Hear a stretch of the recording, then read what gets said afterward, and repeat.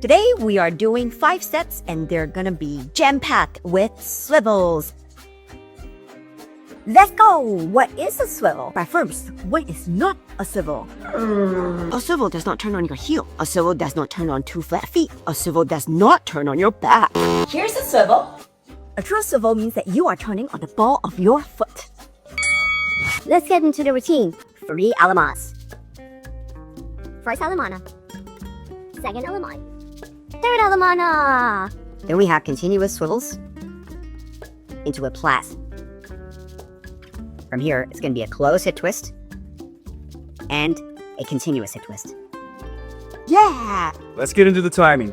4, 1, 2, and 3, and 4, 1, 2, 3, 4, and 2, and 3, and 4, 1, 2, 3, and 4, 1, and 2, and 3, and 4, 1, and 2, and 3, and 4, 1, 2, 3, and 4, 1.